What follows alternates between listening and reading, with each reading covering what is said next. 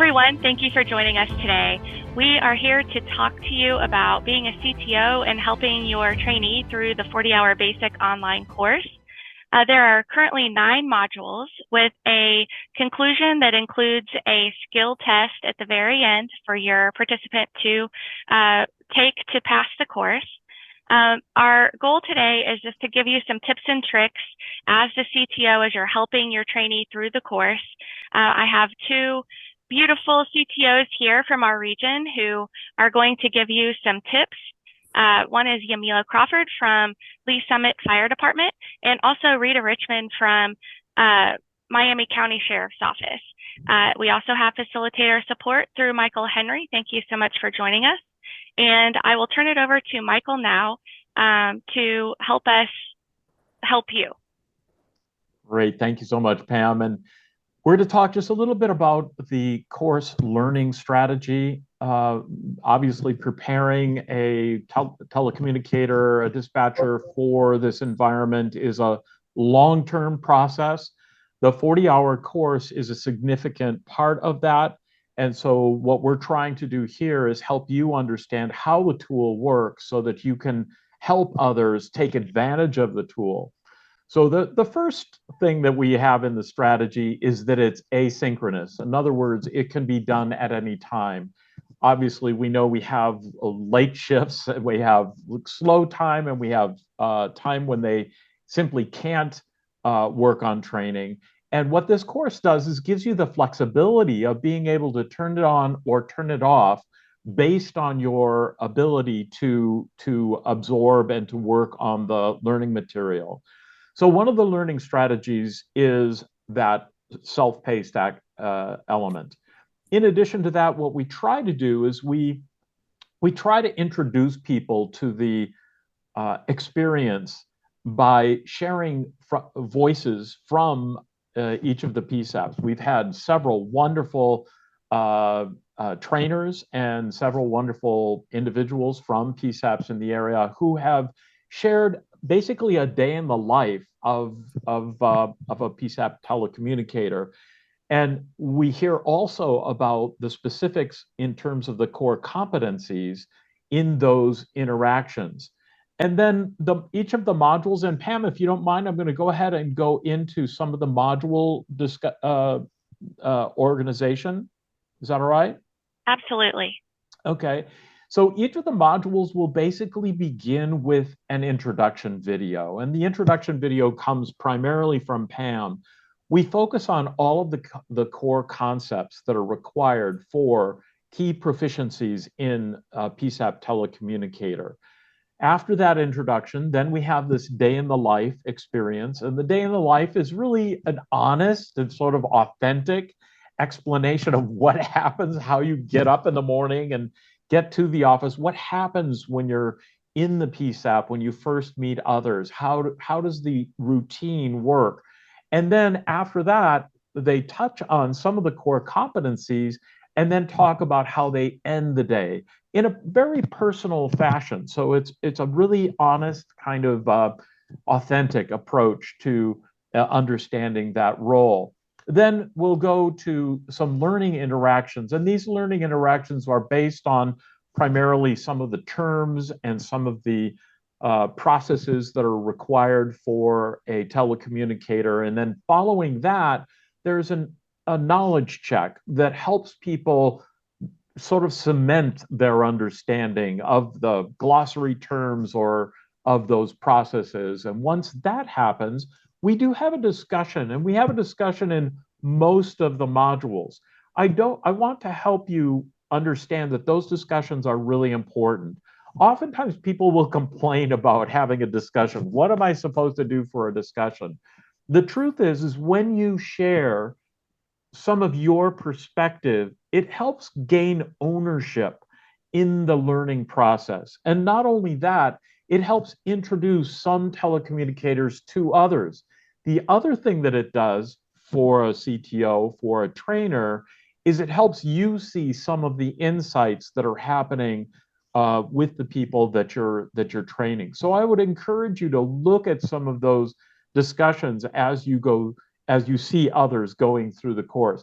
Remember that we will have discussion posts from all PSAPs, from all different situations. So there will be some that will also help your people understand the scope and the diversity of their role. And then finally, and this is when I'd like to bring Pam back in, is at the end of each module, we also have an interaction that is vitally important. This course is called a blended online course. What that is it's not just an isolated learning experience. It's an experience where we expect everyone that's going through the course to reach out to their trainer after each module and discuss some of the key core concepts to make sure that they really do understand them. So you'll hear some of your people who will be a little confused. That's an opportunity to talk about some of their confusion. Or what you'll do is you'll hear that they're pretty confident in some of the concepts, and that's fantastic. What we ask you to do is to make a determination. Do they feel competent? Give them 5 stars. If you feel that they're not quite competent and it's something that we're going to want to go back to, you could give them a lower star rating. It's not bad to do that. That's actually a great way to sort of indicate where we need to work on the particular student. So Pam, I'm going to ask you to help people understand the importance of that interaction, that skill, that CTO trainer skill check that happens at the end of each module. Right. So the reason that we're wanting to do that is so that you feel as a CTO that your student can actually do the task. That also brings accountability to not only the learner, but also to the agency. So part of the reason that we wanted to have this portion is so that it's time-stamped and dated. If you ever need to go back to that years on down the road, it is always going to be part of their permanent record. Yeah, Pam, I'd like to actually add to that one of the things we do, I consider myself a facilitator of this course along with Pam. One of the things we do is we look at those, and if there's a consistent confusion about a particular issue, that's a great opportunity for Pam, for others to go back into the course and actually fine tune some of the messaging, or perhaps even add another video to help make the concepts more understandable. I might also add, Michael, we also understand that a lot of times the learner is participating at their console while they're working. So this also gives the learner a chance to kind of go back and review things if they may have missed that by taking a call for service. Great. And actually, that's a really important point too, Pam, is that one of the things we do is use mastery approach to learning.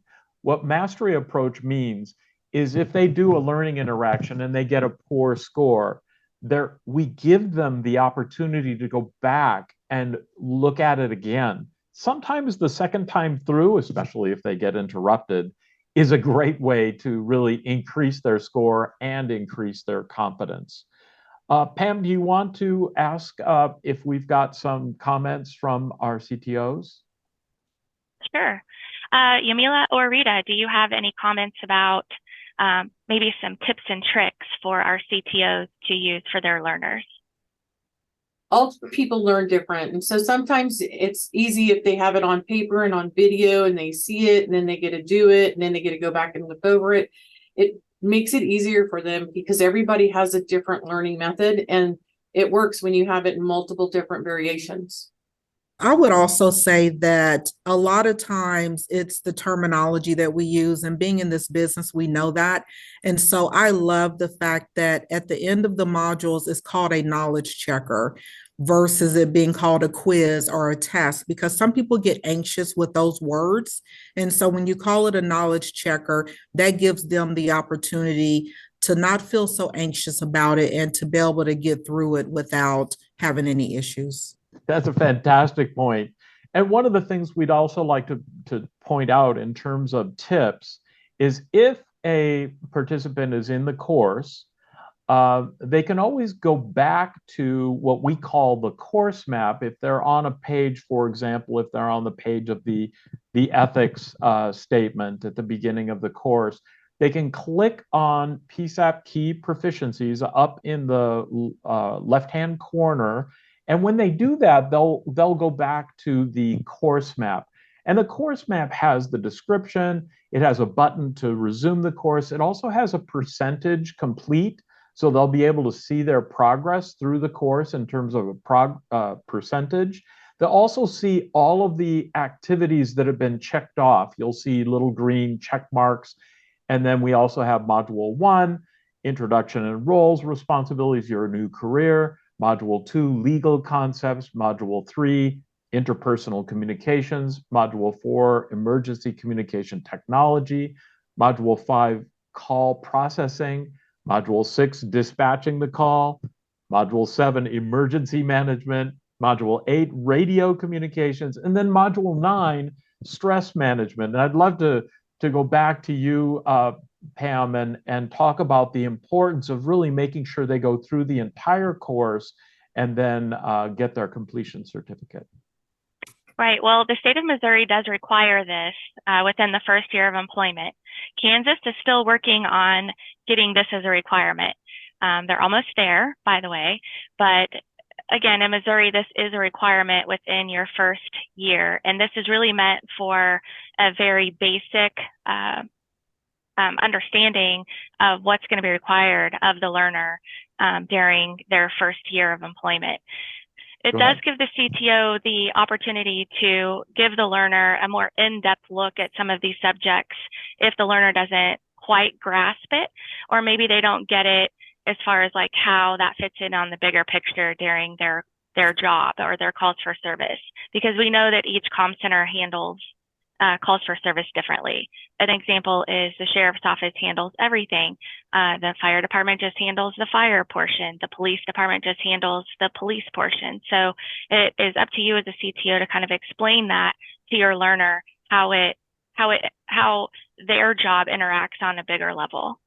Excellent. And one of the final things that we'd like to point out is that you can get the completion certificate. They can print the completion certificate by going to at the top of the learning management system. You'll see home, or you can click on the logo emergency 911 in the top left-hand corner. And what that does is it takes you to the dashboard. On the dashboard, you can click on progress. And when you click on progress, you'll see a link to certificates. And then there's a link at the end of the 40-hour basic course that you click on to print, to show and then print the certificate. One other little tip, when you're in the course itself, you'll also be able to, on the course map, which is that first page that has the description and the percentage complete, you'll also be able to click on files. And when you click on files, you'll be able to see files that you can download. Some people learn differently, and so we've given opportunities for people to listen to it in a video, to do a discussion, also to do a learning interaction, or to do just reading from a handout. So we tried as best we can to include lots of different learning styles. Once again, Pam, I'd love it if we could get some comments and maybe some final tips from our CTOs and before we head off today. Yeah, go ahead, you two. I want to say that one thing that I find is, yes, everyone has different learning styles, but I like this program because it also teaches soft skills. I think a lot of times we bring in trainees and we're just trying to teach them the job and the job functions, but there are a lot of soft skills that have to be taught nowadays when people come into this industry. And I do like that we focus on stress management because we are learning to be more proactive than reactive in this industry because it can be stressful and it can have stressful moments. So I do enjoy that this basic 40 has stress management included. Thank you. And then Rita, do you have tips as far as being a trainer for so long? Maybe you have a tip for a brand new CTO who may have just passed a CTO course, how to deal with maybe some challenges as far as a difficult personality or someone who's not learning as quickly as you feel that they should. How do you encourage the CTO to keep going with that trainee? Staying positive. If you have a positive attitude the entire time that you're training them, that rubs off on them. Those that you get irritated, and trust me, you get irritated with some of them and you feel the stress from it and everything. But if you remain positive, that actually rubs off on them and it brings them up. Always reinforce, even when you give something negative that they've done, reinforce it with something positive so that they have something to actually look forward to keep going, that keeps them going on it. That's excellent. And Yamila, have you ever dealt with a trainee that may be stuck in a rut where they've gotten to a certain point and now they're kind of regressing? Because I know that happens sometimes with trainees. And then how do you bring them back? Yes, we do get to a point where people kind of hit that plateau of training. And so when that happens, you definitely want to switch up your learning styles. So maybe we'll go do some tours. I know a lot of trainees struggle with geography. And so one thing that we do with geography, if you have the staffing, is we take them out and we go to some of those common places. We'll go to the lakes that we cover. We'll go to the parks and the trails and the different hospitals or facilities. But I think getting them out and about, especially if they have a couple of calls under their belt, they can reference once they get out in the field. But it's good just to get them out there more hands-on. But geography tends to be a very hard one. And then also I wanted to say, whenever I encounter someone that's being difficult, personality-wise, or if I feel like they're not quite where they should be learning, then I usually give the learning back to them. So when I say that, I ask them, what do you want to learn today? What do you want to focus on today? And I think that when you give them that control, then they have more investment in it. And so instead of us coming in each day and going, okay, we're going to talk about this, this, and this, we start our day and I go, what do you want to focus on? Because they know what they're struggling with. And so today they might want to focus just on geography. Today it might just be incident types. So instead of us staying with our training agenda, sometimes you don't want to hold them hostage in that. And it's okay to step out of that, give them some buy-in to it, and ask them, how is training going to go today? What does training look like today? Rita, on the same lines, I know that your sheriff's office does everything as far as like entering warrants and all of those things, where Yamila, you're focused mainly on fire. Rita, when you feel like your trainee starting to get a little overwhelmed with the amount of knowledge or the amount of information that they have to learn in such a quick amount of time, and then they know that they're going to be on their own very shortly and they still may not feel as confident as they should, how do you handle that? So we do different steps when we're training them. I believe in starting a core, and you get your stuff that they're going to have to learn right out there in the beginning, so that as they progress through, when they hit an off day, you can have them, why don't we go study on our codes? Let's go study on the phonetic alphabet.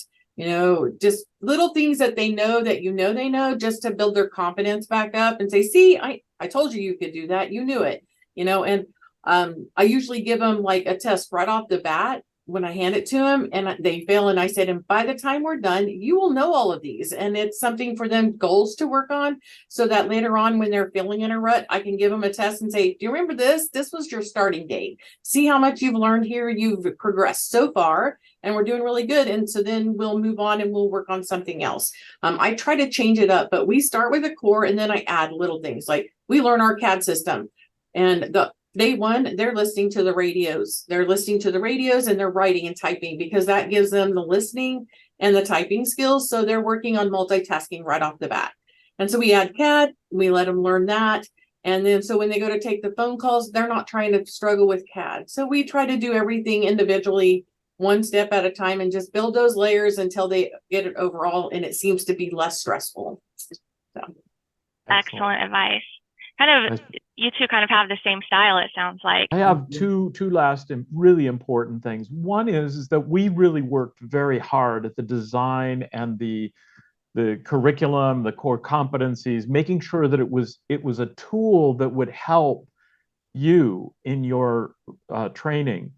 It's also very dependent on the CTO and the trainer. So we want to invite you to be familiar with the 40-hour basic. Use it as best you possibly can to help improve and help and reinforce your training, your great work that you're doing.